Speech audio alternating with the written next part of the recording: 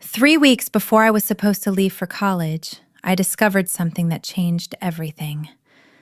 My parents had taken $214,000 from me. My grandmother had saved that money for 18 years, setting aside a little every single month so I would have a future. But my parents emptied the entire account to buy my brother a house. When I asked why, my mother, Hadley Carter, looked directly at me and said, "Because he's the one who actually matters in this family." I didn't shout. I didn't cry in front of her. I simply picked up my phone and called my grandmother. What happened after that would eventually make the evening news. Now let me take you back 3 weeks earlier, the day a single phone call changed the direction of my life. I grew up in Boulder, Colorado, a city of just over 100,000 people where neighbors still wave from their driveways and people feel comfortable leaving their doors unlocked during the day. Our house sat on Mapleton Avenue, a faded brown ranch-style place with a patchy lawn and an old basketball hoop my brother Ethan had stopped using years ago. 4 of us lived there: my mom, my dad Thomas Carter, my older brother Ethan, and me. On the surface, we looked like a normal family. In reality, our house ran on an unspoken ranking system. Ethan was the priority. I was background noise. Ethan dropped out of college during his sophomore year. My mom threw him a small celebration dinner and called it a fresh start. When he quit 3 different jobs within 2 years, she blamed each employer for not recognizing his talent. When he moved back home at 24, she redecorated his old bedroom like he was returning from a long, heroic journey instead of drifting back after another failure. Meanwhile, my life looked very different. I made the honor roll every semester. I joined the debate team. I started working part-time at Pearl Street Cafe when I was 15. I bought my own school supplies, my own clothes, even my own gas. And every time I brought something home, a trophy, a perfect report card, an acceptance letter, my mom would barely glance up before saying the same thing. "That's nice, Rebecca." One memory still sticks with me. It was my junior year of high school. I walked in holding another report card full of straight A's. Mom was on the phone with Ethan. Without even looking at me, she waved toward the kitchen counter. I set the report card down there. 3 days later, it was still sitting in the same spot, unopened.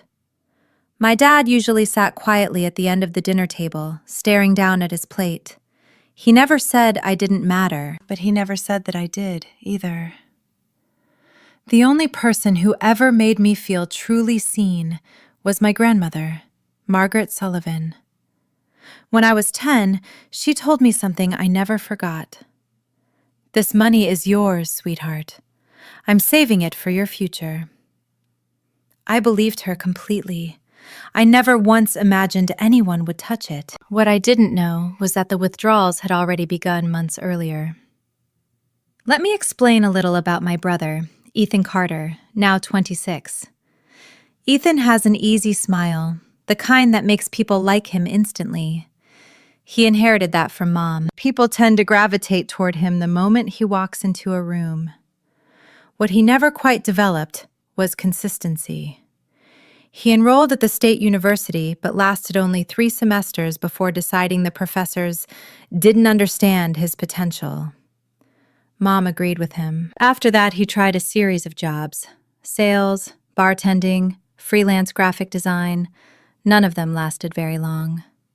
Most days he spent hours scrolling through Reddit or watching videos instead of finishing the work he promised clients. Every time something collapsed, Mom had a new explanation. "The system isn't built for creative people like Ethan." His boss felt threatened by him. "He just needs the right opportunity." And whenever I succeeded at something, she had explanations for that, too. "Girls have it easier in school. Rebecca is just book smart." That's not the same as real-world intelligence. Last Thanksgiving, I had just been accepted into 3 universities. I waited all evening for Mom to mention it during dinner. She never did. Instead, she stood at the head of the table, raised her glass, and announced proudly, "I want everyone to know Ethan is going to do something incredible. I believe that with my whole heart." The table burst into applause. My uncle, my aunt, my cousins, everyone joined in. No one mentioned my acceptance letters, not once. At the far end of the table, my dad kept staring at his mashed potatoes, as if the answers to everything were hiding in that bowl. After dinner that night, my phone rang. It was my grandmother, Margaret Sullivan. She hadn't been able to come to Thanksgiving that year because her knee had been acting up. But somehow, she already sensed that something was wrong. Her voice sounded calm, almost deliberate. "Rebecca, I need you to keep every letter I've ever sent you, every envelope. Do you understand?" At the time, I didn't really understand what she meant. "Yes, Grandma," I told her. "I will." Looking back now, I wish I had asked her why. 3 weeks before move-in day, on a Tuesday morning in July, I was sitting at the kitchen counter with my laptop open, finishing the last steps of my college checklist. I had already paid the housing deposit using my savings from working at Pearl Street Cafe. My meal plan was selected. The last step was simple. The university would receive my tuition from my college fund.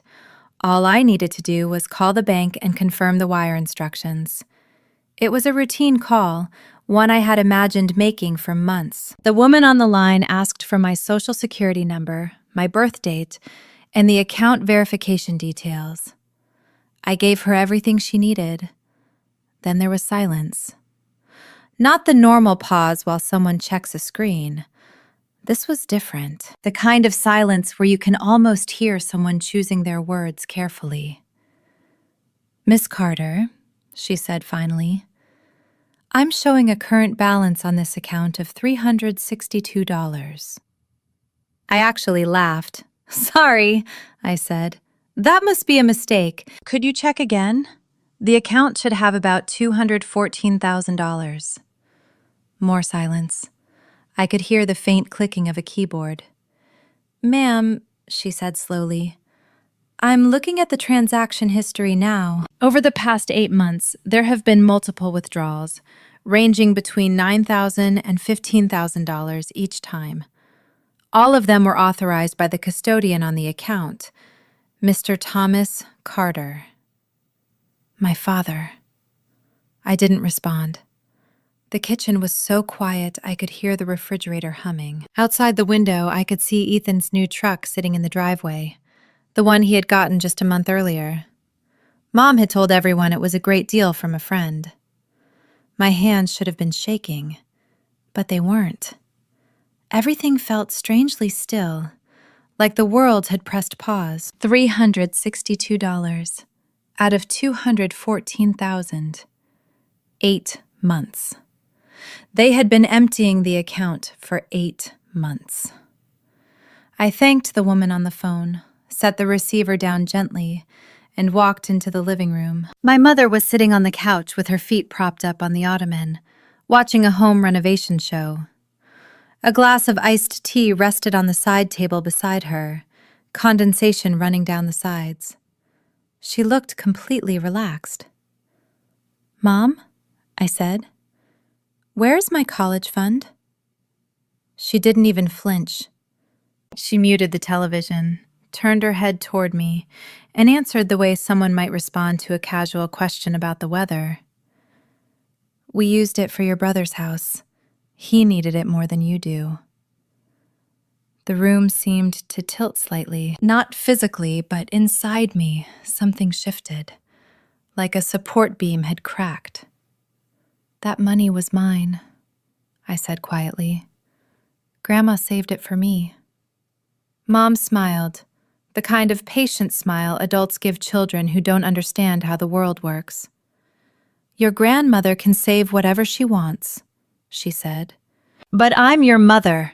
I decide what's best for this family. That account was custodial. Legally, it's under my authority. She stood up and walked closer to me. I could smell the vanilla perfume she always wore to church. You want to talk about legal rights? She continued. Fine. Go ahead and sue me, but remember who raised you, who fed you, who kept a roof over your head. She tilted her head slightly, studying my face. Ethan needed stability, a house, something real. You? She flicked her hand dismissively, like brushing away dust. You'll figure it out. You always do. And then she said the sentence that would stay with me for the rest of my life. He's the one who actually matters in this family. She said it as calmly as if she were stating a simple fact. The sky is blue, water is wet. Your brother matters more than you. Then she turned the television back on and sat down. I was still standing there, but inside, something had already walked away. A few minutes later, I closed my bedroom door and sat on the edge of the bed. My hands were steady, my breathing was calm, but inside my mind was racing. The tuition deposit, $5,000, was due in 10 days. If I missed that deadline, I would lose my place at the university. And if I lost my place, the scholarship application tied to my enrollment would disappear with it. 4 years of perfect grades, debate competitions, recommendation letters, long hours studying at the library because I couldn't afford a tutor. All of it could vanish. I checked my bank account. $812. 4 months of coffee shop tips. Not even enough for the deposit, let alone a semester of college. I ran through the possibilities. Student loans would require a cosigner. My father would never sign anything without Mom's approval. An emergency financial aid appeal might work, but the process would take weeks. Too long. I could beg. I could walk back into that living room, drop to my knees, and ask my mother to please give me back my future. But I already knew what she would say. She had said it my entire life. Figure it out, Rebecca. You always do. And that was the real trick of it. They took everything because they believed I wouldn't break. They trusted my resilience the same way a thief trusts a quiet house. If I stayed silent now, if I swallowed this the way I had swallowed everything else growing up, then the result would be simple. I would lose $214,000. And with it, the only future I had spent my entire life building. I lost college. I lost the only path I had ever built for myself out of this house, out of this town, out of the quiet system where I would always come second. I stared down at my phone. The screen lit up with my contacts. At the very top of my favorites list was one name, Grandma Margaret. I hadn't called her yet, not yet, because I knew once I made that call, there would be no turning back. Instead, I went out to the garage. Dad was at his workbench, surrounded by coils of wire and pieces of electrical tape. He was repairing a junction box for a client. A classic rock station played softly from the radio nearby. He didn't look up when I stepped inside. "What?" he muttered. "Dad." His shoulders stiffened immediately. He already knew why I was there. "Did you sign the withdrawal forms?" I asked. He set the wire cutters down slowly and stared at the wall behind his workbench. The silence that followed was heavy, the kind that answers the question long before words do. Then he nodded. "Why?" "Your mother said it was the right thing for the family." "For the family," I repeated quietly. "Or for Ethan." He finally turned toward me. His eyes were red around the edges, not from crying, but from nights without sleep. I could see it now, the tension in his jaw, the restless way his fingers moved. He had known this was wrong from the start. "Ethan is your brother," he said. "We're a family. The money, it'll come back around, Rebecca." "Come back around?" I let the words hang between us. $214,000, I said slowly. That's just going to come back around. He looked away. Your mother thought— I'm not asking what Mom thought, I cut in. I'm asking what you thought. You signed those papers, every month for 8 months. He didn't answer. He picked the wire cutters back up and held them like they were the only thing keeping him steady. You signed away my future, I said quietly, and you can't even look at me. He didn't look at me. He didn't say another word. I turned and walked back through the house, past the kitchen counter where my report card had once sat unopened for 3 days, past the living room where Mom's renovation show was still playing. Then I went to my bedroom, sat on the edge of the bed, and finally picked up my phone. I called Margaret Sullivan. She answered on the second ring. Her voice sounded warm, the way sunlight feels through a kitchen window.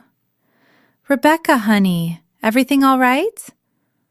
I told her everything. The call with the bank, the balance of $362, the 8 months of withdrawals, Dad's signature on every form, Mom's calm expression when she admitted what they'd done. I told her every detail, in order, without crying. When I finished, the line went silent. 10 seconds, maybe more. Then her voice returned, and it had changed. The warmth was gone. What replaced it was sharp, controlled, almost dangerous. They took all of it. Yes. When did this start? Over the past 8 months. Your father signed the forms? Yes. And your mother knew. She planned it. Another pause. I could hear her breathing slowly, carefully, the sound she made when she was thinking through something serious.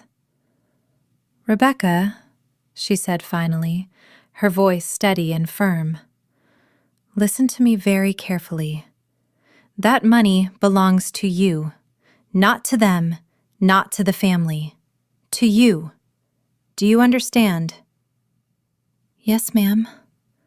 I have every document from the day that account was opened.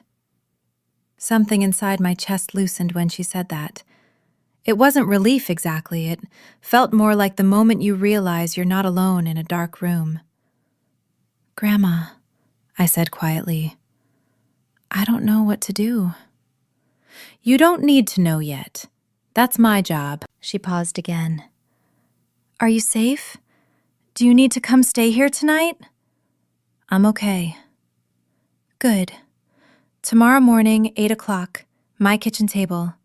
Bring every envelope I ever mailed you, every letter, every statement, every piece of paperwork. Can you do that? Yes. Good. Get some sleep, sweetheart. We have work to do. The call ended. I lay back on the bed and stared at the ceiling. She had kept copies. All 18 years of them. Every statement, every record. I found myself wondering if she had always suspected something like this might happen. The next morning, I was tying my shoes by the front door when Mom appeared in the hallway. Her hair was perfectly styled, lipstick already on, arms folded across her chest. Where are you going? She asked. To Grandma's? Something shifted across her face. Not anger, something colder. Recognition, like she had been expecting this move and already had a response prepared. You called your grandmother about this? It was her money, I said. She deserves to know. Mom stepped closer. Her chin began to tremble right on cue. Rebecca, you're tearing this family apart. Do you even understand what you're doing? Tears filled her eyes instantly, controlled and precise. Your grandmother doesn't understand our situation, she continued softly. She never has. She's always judged me. This isn't about judgment, I replied. I'm your mother, she said, her voice trembling. And you're choosing her over me? After everything I've done for you? I watched the performance unfold. The shaking lip, the hand pressed dramatically against her chest. I had seen this act countless times before. When Dad questioned a suspicious credit card charge, when Ethan's landlord called about unpaid rent, when Aunt Patty asked why I wasn't in the Christmas card photo. The pattern never changed.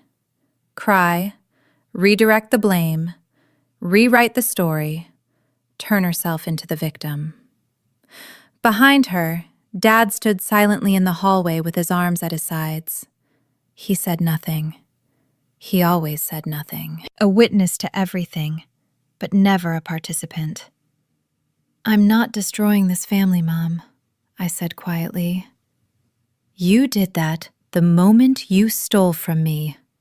Her expression changed instantly. The tears disappeared as if someone had turned off a faucet. "Be very careful, Rebecca," she said coldly. I stepped past her. She didn't try to stop me. She didn't need to. By the time I reached the front door, she was already pulling out her phone. When I got into my car, I glanced back through the kitchen window. Mom was pacing across the floor with the phone pressed to her ear, gesturing angrily as she talked.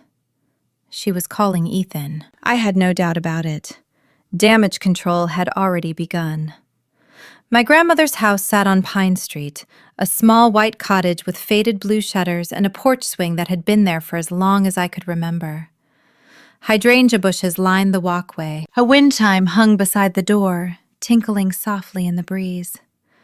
Inside, the house always smelled like coffee and lavender. She was already waiting for me at the kitchen table. Reading glasses rested on the tip of her nose. In front of her were 3 thick blue folders. I stopped in the doorway. "Grandma, how long have you had all that?" 18 years, Margaret Sullivan replied without looking up. "Sit down." I sat. She slid the first folder across the table. Inside was the original UTMA custodial account document. My name, Rebecca Carter, listed as the beneficiary. My father, Thomas Carter, named as the custodian. The document was dated the month I was born and stamped with a notary seal. She opened the second folder. Annual statements, every single year. 18 of them, neatly organized with color-coded tabs. The third folder contained the most recent statement. She tapped the page with her finger. The balance, $362. "I requested statements from the bank every January," she said calmly. "Every single year, because I know my daughter." She lifted her eyes to meet mine. "I love Hadley," she continued, "but I have never trusted Hadley with money." My throat tightened. "You knew this might happen?" "I hoped it wouldn't," she replied, closing the folder gently. "But I prepared in case it did. Preparation isn't the same as expectation." She stood up, poured me a cup of coffee, and placed the mug in front of me without asking. "I'm calling Laura Whitman this morning," she said. "She's the best estate attorney in this county, and we are going to recover every cent that belongs to you." I wrapped my hands around the warm mug. "Grandma, she's your daughter." Margaret Sullivan looked straight at me. Her eyes were clear, steady, and unshakable despite her 74 years. "And you're my granddaughter," she said. "What she did is a crime." But calling a lawyer was only the first step. At 2:00 that afternoon, Laura Whitman arrived. She drove a silver sedan and stepped out wearing a navy blazer despite the July heat. A worn leather briefcase hung from her shoulder, the kind that looked like it had spent decades inside courtrooms.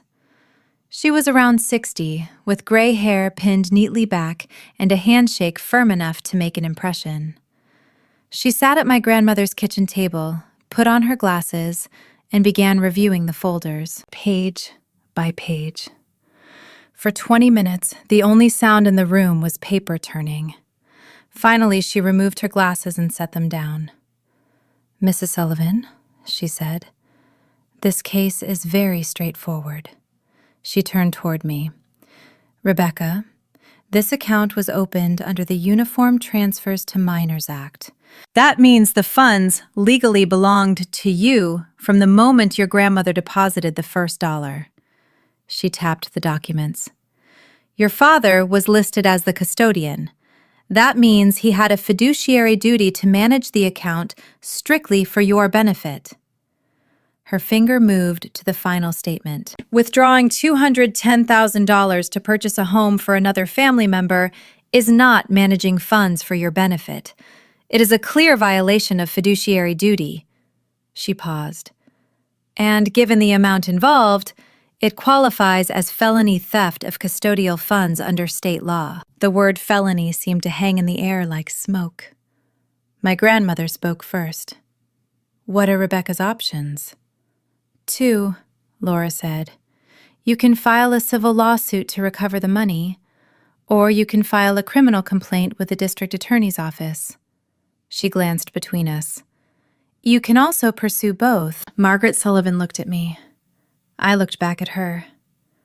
She didn't tell me what to do. She never had. She simply gave a small nod and waited. "Both," I said. Laura wrote something down in her notebook, then closed it. "I'll file the complaint tomorrow morning. I'll also need formal statements from both of you." She shook our hands before leaving. Firm, professional. The legal wheels had started turning now, and once they started moving, they weren't going to stop. After Laura Whitman left, I expected my grandmother to finally sit down and take a breath. She didn't. Instead, she picked up her phone and began scrolling through her contacts with the focus of someone already planning her next move. "Grandma, what are you doing?" "I'm calling Victor Langford." I blinked. "Victor Langford? The reporter from CBS Colorado?" "He was one of my students," she said calmly. "Class of 2003. Smart man. Honest." My stomach tightened. "Grandma, are you sure about this? If you do that, everyone will know." She set the phone down and looked at me. Not with anger, not with urgency. With the calm certainty of someone who had watched the same pattern repeat for decades. "Rebecca," she said quietly, leaning forward, "your mother is already controlling the story." She folded her hands on the table. "By now, she has probably called half a dozen people telling them this is a misunderstanding, a family disagreement. By Sunday, she'll be standing in church smiling and telling everyone that her mother is being dramatic." Her eyes held mine. "Your mother has survived every crisis in her life the same way, by making sure nobody hears the other side of the story." She paused. "She depends on our silence. That's how she wins. That's how she's always operated," my grandmother said. I thought about the Facebook post I knew was coming, the one where Mom would paint herself as the victim. She was good at that. I had seen her do it my whole life. That morning she had cried on command, her voice trembling just enough to sound convincing. For a moment, even I, who knew the truth, had almost believed her. "If we stay quiet," Margaret continued, "she'll turn this into a simple family disagreement. The district attorney will see it as one person's word against another's, and she'll walk away." She picked up her phone again. "I didn't spend 18 years saving that money just to watch my daughter steal it in silence." Then she dialed. I sat there realizing something important. My grandmother wasn't just angry. She had a strategy. And I had no idea yet how far she was willing to go. By that evening, my mother was already in full damage control mode. Between 6 and 9 o'clock, my phone buzzed 11 times. I ignored every call. She tried calling Grandma Margaret, too. No answer. Then the texts started. "This is a family matter. You're destroying everything. Ethan will pay it back. Just give us time." But time was exactly how they had taken the money in the first place. 8 months of it. Quiet withdrawals, careful planning, month after month. At 8:30 p.m., Ethan called. I answered that one. "Rebecca," he said, "Mom told me you went to Grandma's. She's losing it right now. She told me to come over there and smooth things out." "Ethan," I said slowly, "did you know where the money for your house came from?" There was silence. Then he said, "Mom told me she took out a home equity line. That's what the paperwork showed." "There was no home equity line," I replied.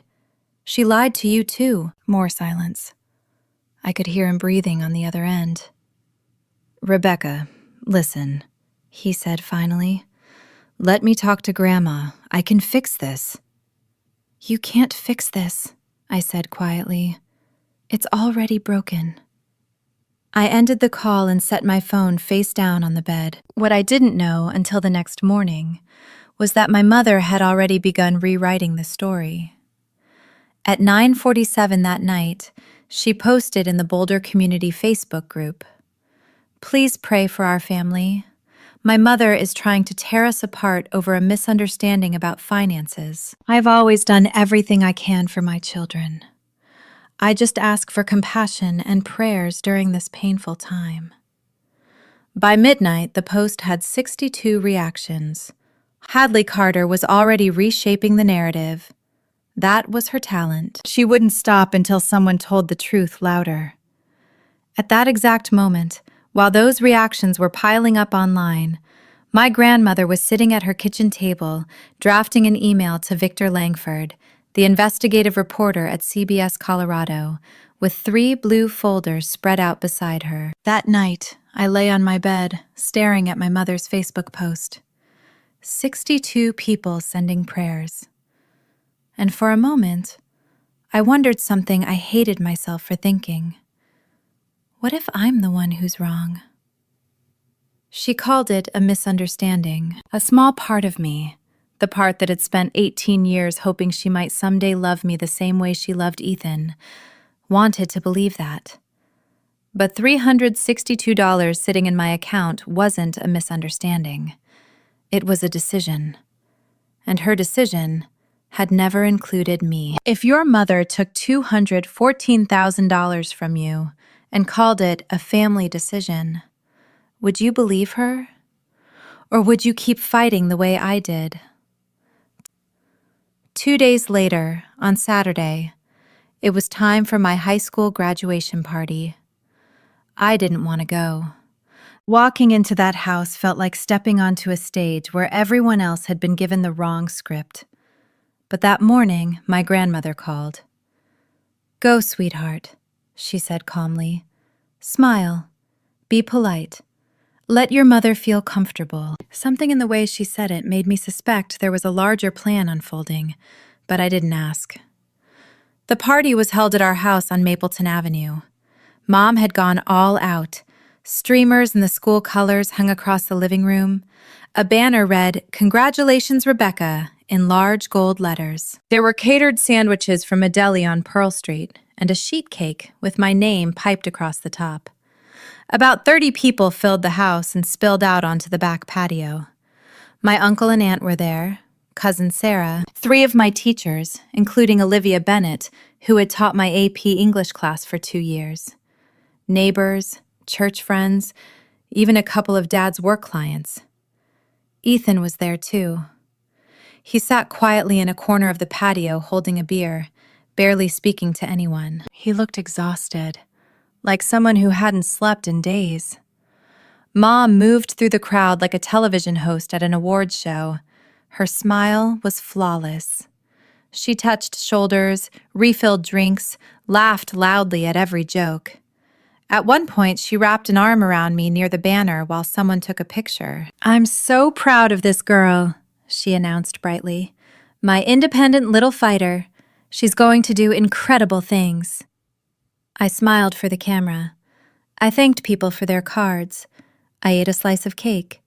But the entire time I was watching the room, counting faces. 30 people, and not one of them knew that my college fund was gone. Not yet. The moment came halfway through the party. I was standing near the food table when my great-aunt Bonnie, Mom's aunt, walked up holding a napkin and smiling warmly. "So, Rebecca," she said, "which college are you heading to this fall? I know Margaret must be incredibly proud." The room didn't go completely silent, but the conversations around us slowed. A few people turned to listen. Before I could answer, Mom appeared beside me, her hand landing on my shoulder with just enough pressure to control the moment. "Oh, Rebecca is still figuring things out," she said smoothly. "You know how kids are these days, changing their minds every other week." Aunt Bonnie frowned slightly. "But didn't Margaret set up a college fund for her? She's talked about it for years." Now the room was fully listening. I could feel it, the subtle shift when people leaned closer to hear. Mom didn't hesitate for a second. "That fund was really more of a family investment," she said with a bright smile, "and we redirected it where it was needed most. Ethan just bought his first house. Isn't that wonderful?" A few people nodded politely. Some murmured congratulations, but not everyone. Near the window, Olivia Bennett was watching closely, and she wasn't nodding. I noticed Olivia Bennett watching closely. Her eyes moved from my mother to me, then back again. Her expression tightened, suspicion written clearly across her face. Nearby, Uncle Jim glanced toward my father. Dad suddenly seemed fascinated by the paper plate in his hands.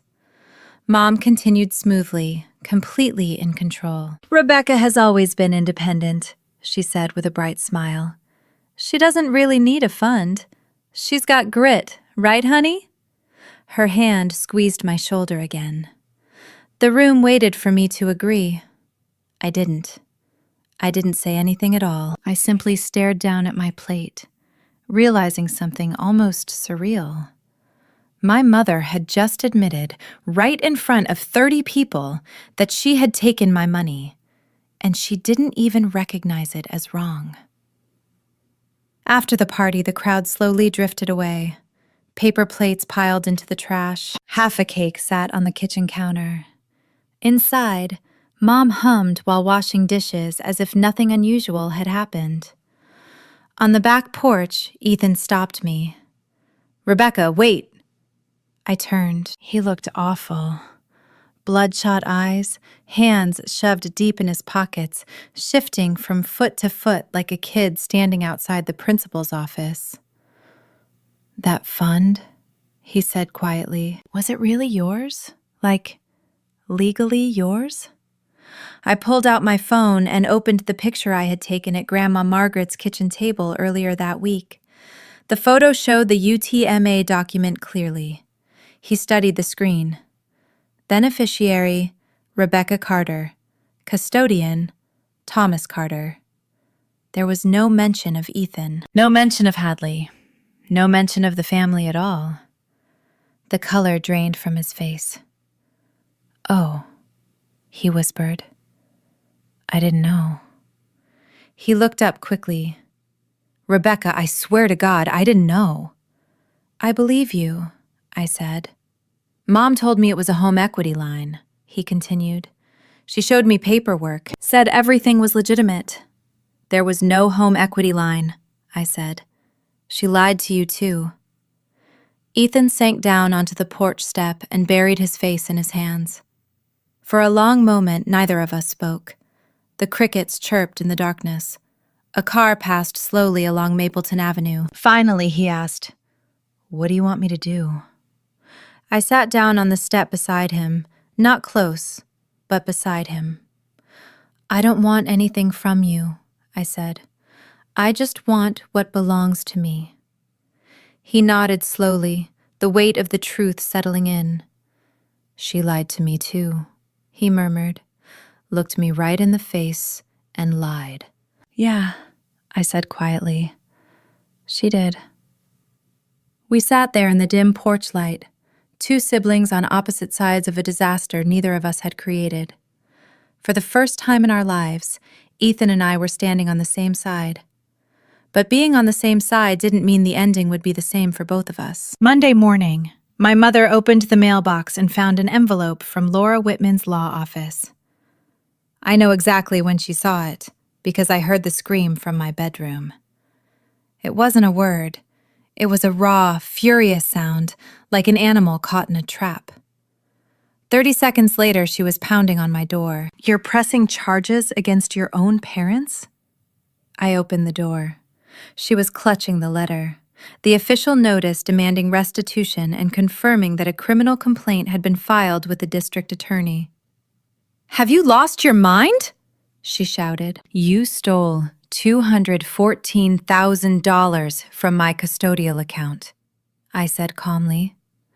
"That's felony theft." "This is our family," she snapped. "This isn't something you drag into a courtroom." I kept my voice steady. "You had 8 months to tell me the truth. You chose not to. These are the consequences." And then the performance returned. Her shoulders sagged. The tears came instantly. She crumpled the letter against her chest, her voice dropping into the wounded whisper she had perfected over decades. "I was trying to help this family," she said. "Both my children. You don't understand the pressure I've been under. Ethan didn't need my college fund, Mom." The tears vanished again. Her expression hardened. The real Hadley Carter stepped forward, the woman who had looked at her daughter's future and decided it was expendable. "If you go through with this," she said flatly, "you will never be part of this family again." I met her eyes. I already wasn't. She stared at me for 3 long seconds. Then she turned, marched down the hallway, and slammed her bedroom door so hard the family pictures rattled on the wall. 2 days later, my grandmother made the call that changed everything. Wednesday morning at 10 o'clock, Victor Langford arrived at Margaret Sullivan's house on Pine Street. A gray CBS Colorado news van pulled up outside. A cameraman stepped out with equipment, followed by a field producer. Victor was in his early 40s with sharp, observant eyes. When my grandmother opened the door, he smiled. "Mrs. Sullivan," he said, "I haven't seen you since sophomore English."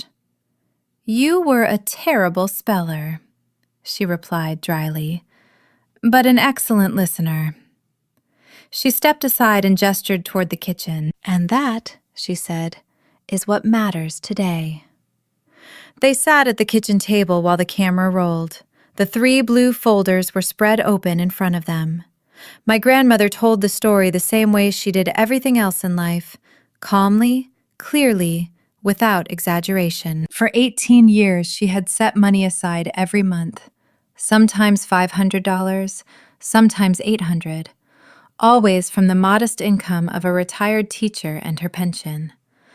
Over time, with careful investing, the total grew to $214,000. All of it had been placed into a custodial UTMA account for her granddaughter, Rebecca Carter. She slid the documents across the table so the camera could see them. The original account paperwork, the yearly statements, and finally, the last statement showing the balance.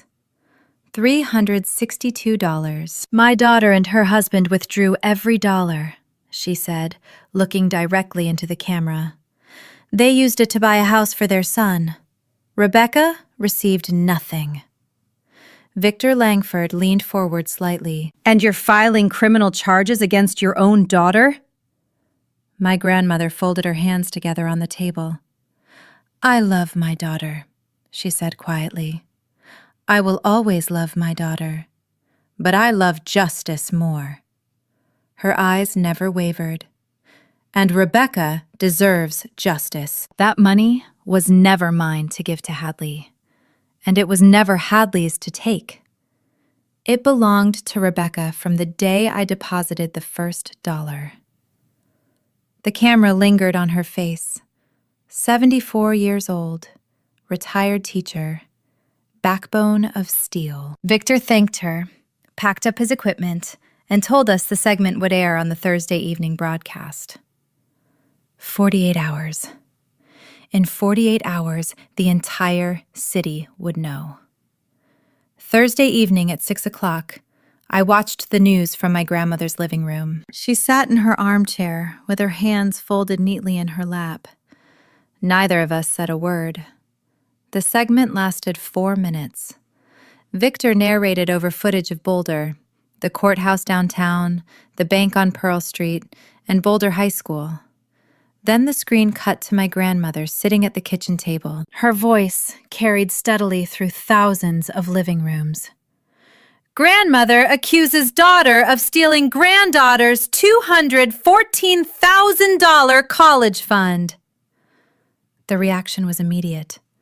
By 8 that evening, the Boulder Community Facebook group was exploding. People tagging friends and neighbors.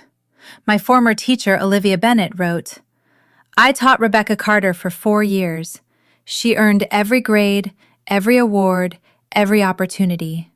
That girl deserves better than this." 87 likes appeared under her comment within 20 minutes. Other parents began asking questions. "I have a UTMA account for my son. I'm checking it tonight. Can a parent really withdraw that money? I'm calling my bank tomorrow."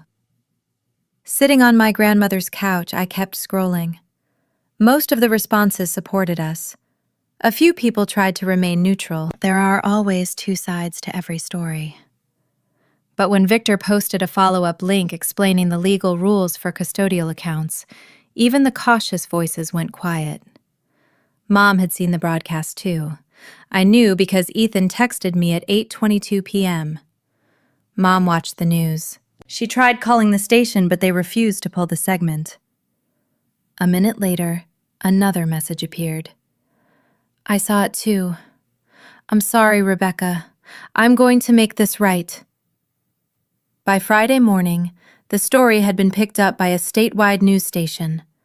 Boulder had never seen anything like it, and the storm was only getting started. My mother responded Friday at noon. She posted a long, carefully written statement on her personal Facebook page. "The story you saw on the news tells only one side. I am a loving mother who has sacrificed everything for both of my children. The funds were used for our family's future. My mother and I have had disagreements for years, and I'm heartbroken that she chose to make them public. I ask for privacy, compassion, and prayers during this difficult time." Within an hour, the post had 114 reactions. The support wasn't unanimous. "Hadley, a custodial account legally belongs to the child. I've known Margaret Sullivan for 30 years. She doesn't lie. If this was a family decision, why didn't Rebecca know about it?" The prayer hand emojis slowly disappeared. People who had congratulated Mom at my graduation party stopped commenting altogether. My uncle quietly deleted his message under her post. By Saturday, she had been removed from the Boulder Women's Auxiliary Group. The church prayer chain coordinator called and suggested she step down from leadership for a while. Neighbors who used to wave began looking away. Then a private message appeared in my inbox from a name I didn't immediately recognize. Sandra Mullen, my mother's college roommate. I opened the message. "Rebecca, I'm sorry for what you're going through. I just want you to know. Your mother borrowed $3,000 from me last year and never paid it back. When I saw the news, I wasn't surprised. I was just sad." I stared at the screen. $3,000. Another person. Another lie. My mother's version of events was slowly collapsing. Not because people were attacking her, but because truth has its own gravity, and gravity doesn't need anyone's permission. The following Wednesday, Laura Whitman called me. "Rebecca, I have an update." I was sitting on my grandmother's porch. It was a warm morning, and the wind chime beside the door turned slowly in the breeze. "The district attorney's office has officially opened an investigation," she said. "They've subpoenaed the bank records." What exactly does that mean? I asked. It means they're reviewing every withdrawal, every authorization, every signature. With $214,000 in custodial funds transferred for a purchase that didn't benefit the account holder, this case is very clear. Clear? Textbook, she replied. The word landed heavily. My family reduced to a legal textbook example. What kind of charges? I asked. Felony theft. Given the amount involved, both your mother and father could face serious consequences. Probation at the minimum, potential prison time at the maximum. I closed my eyes. The wind chime rang softly in the background. If they pay the money back, I asked quietly, can this stop? Restitution can affect sentencing, Laura said carefully. But the district attorney decides whether charges move forward. Once the complaint is filed, it's no longer something you can withdraw. After we hung up, I called my grandmother. She was inside making lunch. Grandma, I said, I'm scared. Of what? She asked. That they might actually go to prison. They're still my parents. She was quiet for a moment. When she finally spoke, her voice was gentler than I had heard it through the entire ordeal. Rebecca, you didn't put them there. They put themselves there. Every withdrawal, every signature, every lie, that was their decision, not yours.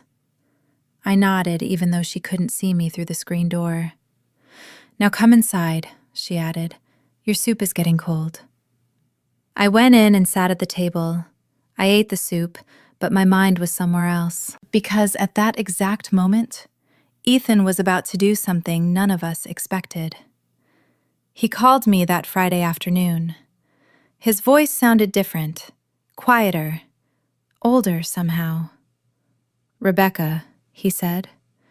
I talked to a lawyer, my own lawyer, not Mom's. Okay. I'm giving the house back. I was standing in my grandmother's kitchen. I slowly set the glass in my hand down on the counter. Ethan, the house is in your name. I know, he said. And it was bought with your money. I can't live there anymore. He exhaled slowly. I've been lying awake every night staring at the ceiling of a house my little sister paid for without even knowing it. I'm done. He explained the plan. He would put the house on the market.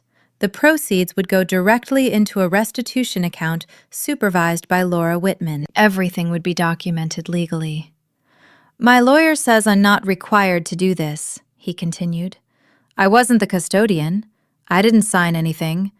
I didn't even know where the money came from. Then why are you doing it? I asked. Because it's the right thing to do. He paused. And because I can't be the person Mom tried to turn me into. His voice cracked slightly on the last words. I stayed quiet for a moment. Rebecca, he added softly, I looked at the paperwork Mom showed me. The home equity documents? Yeah, he said. They're fake. I froze. There's no lender, no loan number, no actual HELOC account. She fabricated the documents. The air seemed to leave my lungs. My mother hadn't just taken my money. She had created a false paper trail to hide it. She had forged documents and lied directly to her own son. Thank you, Ethan, I finally said. Don't thank me, he replied. I should have asked questions a long time ago. Then he hung up. I sat down at the kitchen table and stared at the wall. My family was broken. But maybe not all of it. 2 weeks later, the district attorney made the decision official. Hadley Carter and Thomas Carter were formally charged with felony theft of custodial funds. The amount? $214,000. The charge? Misappropriation of UTMA assets held in fiduciary trust for a minor beneficiary.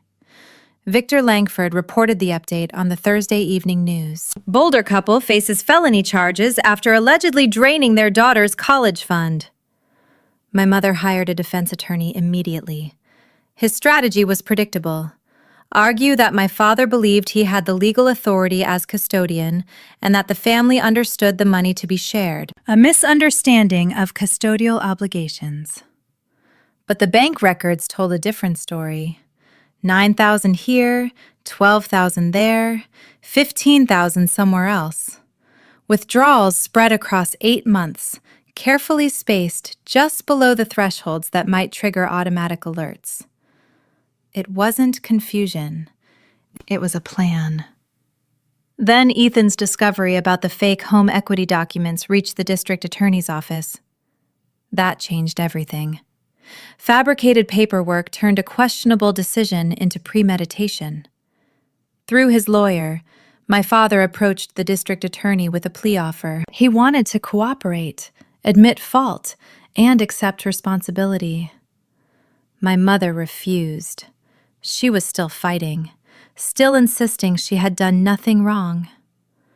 I watched the news again from my grandmother's living room, the same armchair, the same quiet room. I didn't want them in court, I said softly. I just wanted them to be my parents. My grandmother reached over and squeezed my hand. She didn't say anything. She didn't need to. Outside, the streetlight on Pine Street flickered on as the sun sank behind the rooftops of Boulder. Whatever the Carter family had once been, it was gone now. But the truth was finally out. And truth, unlike money, can't be withdrawn. While the legal process moved forward, my grandmother did what she had always done. She acted. On a quiet Tuesday morning, we met Laura Whitman at her office downtown. Papers covered the conference table, but this time, they weren't about the criminal case. They were about the future. I want to establish an irrevocable trust, my grandmother said calmly, for Rebecca. Laura nodded. That's the safest option. No family members as trustee, Grandma continued. A corporate trustee, the bank. Laura wrote notes as she spoke. Rebecca will be the sole beneficiary, she said. Access begins at 21. Distributions limited to education and essential living expenses. My grandmother looked at me. This time, she said quietly, no one will ever be able to take your future away. My grandmother opened her purse and pulled out a cashier's check. She slid it across the conference table. $42,000. I stared at it. Grandma, that's everything I have left, Margaret Sullivan said calmly. My savings, my pension reserve, everything that isn't this house and my Social Security. I can't take that, I said immediately. You're not taking it, she replied. I'm giving it. The same way I gave the first dollar 18 years ago. She placed her hand gently over mine. Her fingers were thin but warm. It's not $214,000, she said softly. But it's enough to start. For the first time since this whole nightmare began, I cried. Not quietly, not politely. I sat there in the lawyer's office and cried like I was 10 years old again.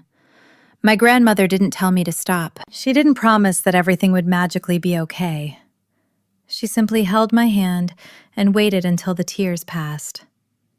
You are worth every penny, Rebecca, she said when I finally looked up. You always have been.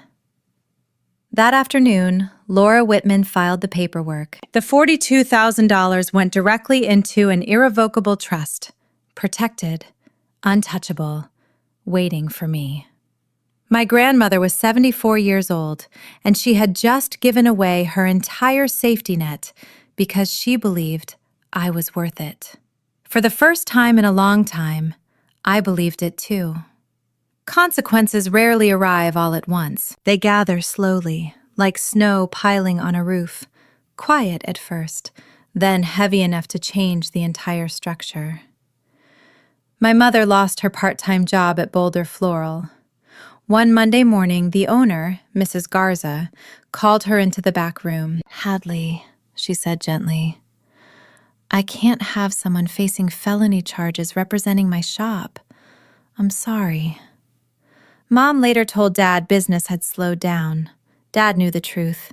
He just didn't argue. His work began disappearing too. For 20 years, Thomas Carter had been a self-employed electrician. In a small city like Boulder, reputation is everything. Within a week, 2 regular clients canceled contracts. Another stopped returning his calls. No one sent formal letters. They simply disappeared. Mom was removed from the Church Women's Auxiliary Board. Not asked to step down, removed. Pastor Davis called and requested a private meeting. Mom refused to attend. The neighborhood changed in quieter ways. Mrs. Whitfield across the street used to wave every morning. Now she checked her mailbox with her back turned. The Petersons next door stopped inviting my parents to their 4th of July barbecue. Ethan sold the house. The sale closed 6 weeks later. After fees, the final amount came to $178,000. Every dollar went directly into the restitution account managed by Laura Whitman. Ethan moved into a small studio apartment across town and picked up extra freelance work to cover his expenses. He never complained. We still talked occasionally. The conversations were short and careful. Every few days he would send a message, "Hope classes are going well." I usually replied with something simple, "Thanks, hope you're okay." We weren't back to where we had once been. But we weren't completely gone either. The town didn't forget what had happened, but people didn't attack my mother either. Instead, they adjusted, quietly rearranging their understanding of who Hadley Carter really was. For someone who had built her life on reputation, that quiet shift was the harshest consequence of all. I never asked anyone for help. That had always been part of the problem. But help arrived anyway. 3 days after the CBS Colorado story aired, Olivia Bennett, my former AP English teacher, created a GoFundMe page. The title read, "Help Rebecca Carter Get to College." The original goal was $20,000. It reached that number in 16 hours. Within 72 hours, the total climbed to $67,000. Donations came from all over Colorado. $5 here, $50 there, a few anonymous gifts of $500. People I had never met left messages like, "I was the overlooked daughter too. Go get your degree." Margaret Sullivan taught my mother in 1987. The apple doesn't fall far from the tree. Then the university called. The admissions office. A woman named Dr. Simmons. "Rebecca," she said, "we've been following your situation. Based on your academic record and the leadership you've shown, we would like to offer you a full tuition scholarship." I was sitting on my grandmother's porch when she said it. My hand started shaking. "Full tuition?" I asked. "For all 4 years," she confirmed. "We believe in you, Rebecca." When I hung up, I walked slowly into the house. My grandmother was sitting at the kitchen table, reading the newspaper like she always did. "I got it," I said. She looked up. "A full scholarship." For a moment, she didn't react. Then her chin trembled. Then her eyes filled with tears. Margaret Sullivan, the woman who had filed criminal charges against her own daughter without shedding a single tear, started crying.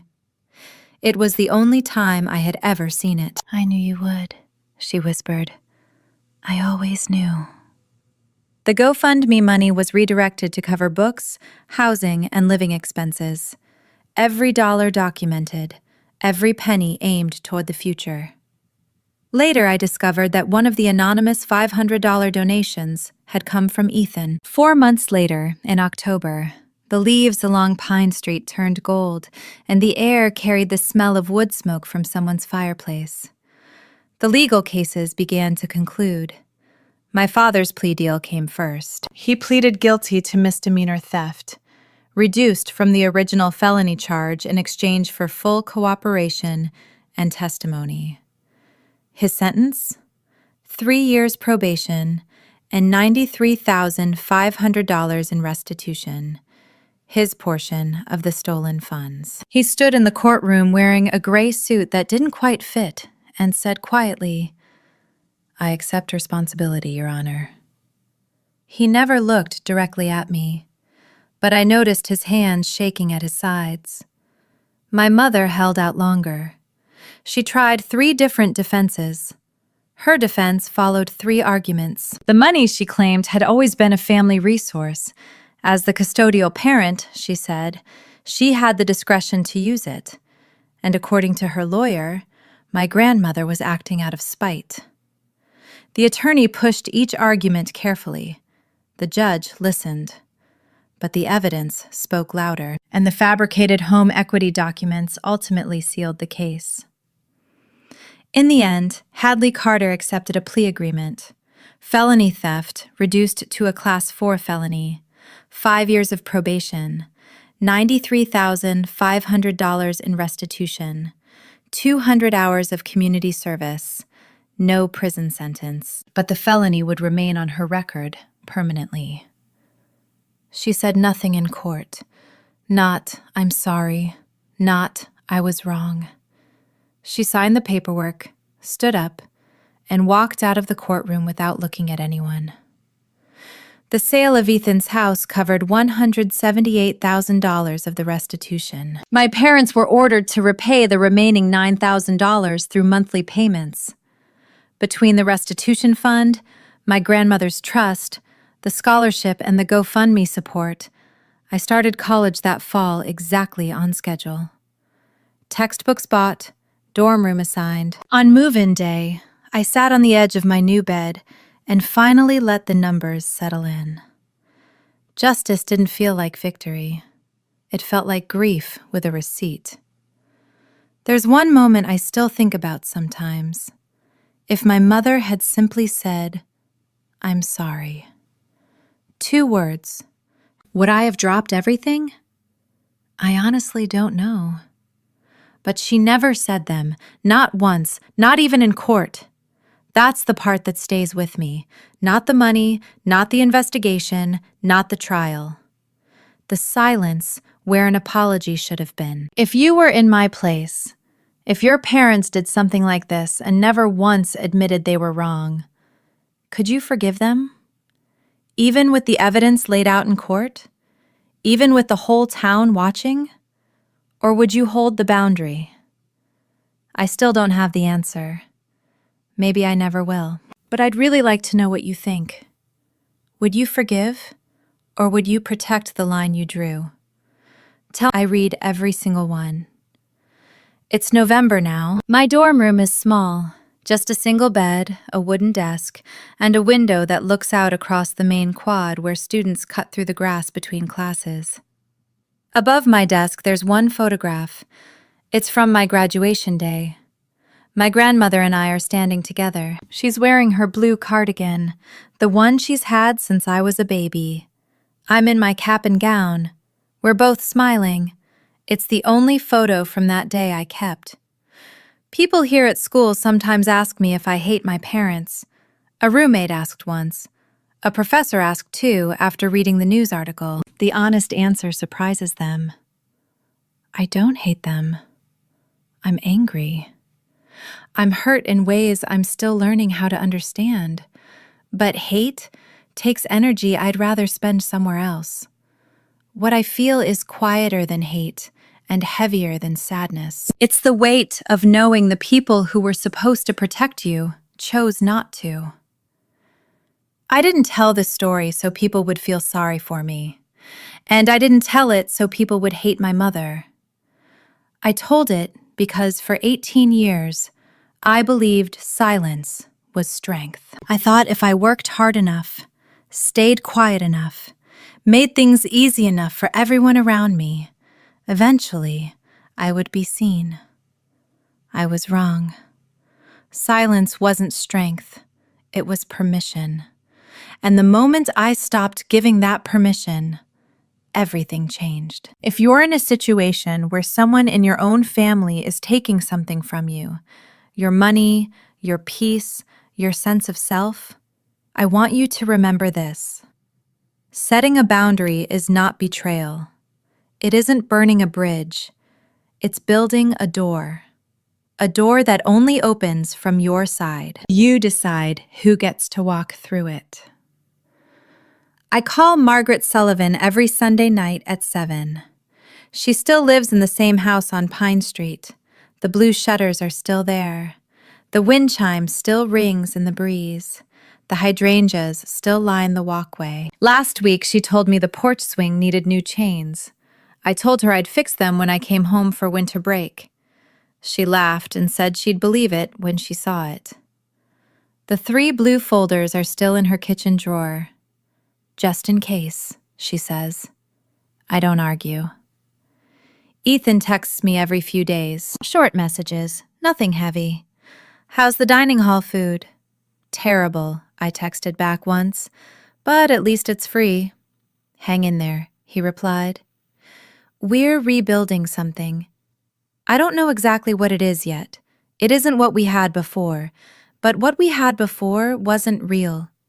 This is slower, more careful, built on something that might actually last. As for my parents, I don't speak to them. No calls, no texts, no visits. 2 months after the sentencing, a letter arrived at my dorm, handwritten.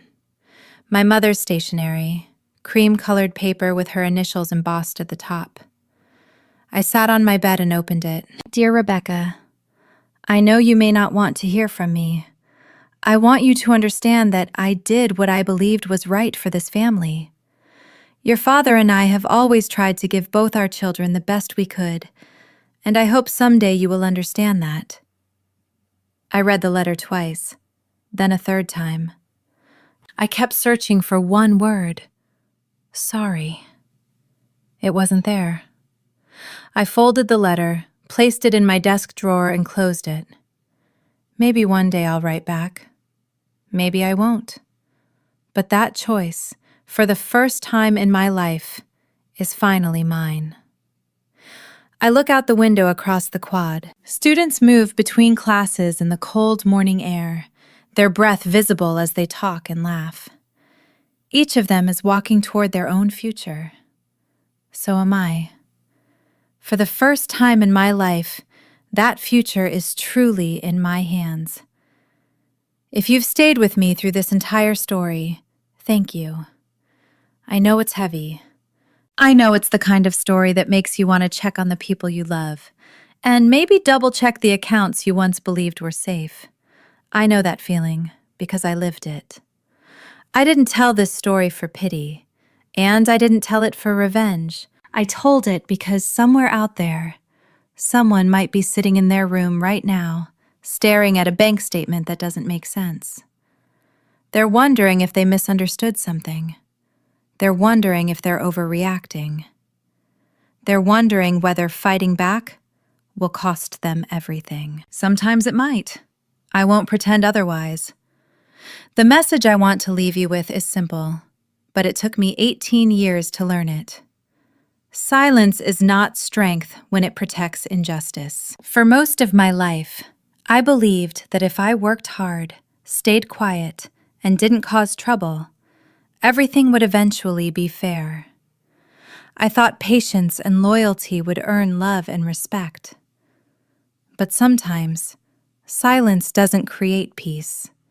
It gives permission for people to take from you. Standing up for yourself can feel terrifying, especially when the people you're standing up to are family. It can mean losing the version of your life you once believed in. I lost that version of my family. I lost trust that may never come back the same way. But I gained something far more important. My future, my voice, and my self-respect. My grandmother taught me that love without accountability isn't love at all. Real love protects what is right, even when it is painful. If you ever find yourself in a situation where someone is taking your dignity, your opportunities, or your peace, remember this. Setting boundaries is not betrayal. It is an act of courage. And sometimes, protecting your future begins with refusing to stay silent. If this story meant something to you, I hope you'll and share it with someone who might need to hear it. Every like and every subscription helps stories like this reach people who feel alone in situations they don't know how to face. And I'd really love to hear from you. Have you ever experienced a moment when someone close to you crossed a line you never thought they would? Did you choose forgiveness, or did you choose to protect your boundaries? There's no easy answer, and every story is different. But sharing those experiences can help someone else feel less alone. So leave a comment below and tell me what you think. I read every single one, and this community reads them too. Thank you for staying with me all the way to the end of this story, wherever you're watching from tonight. I hope you remember one thing. Your voice matters. Your future matters.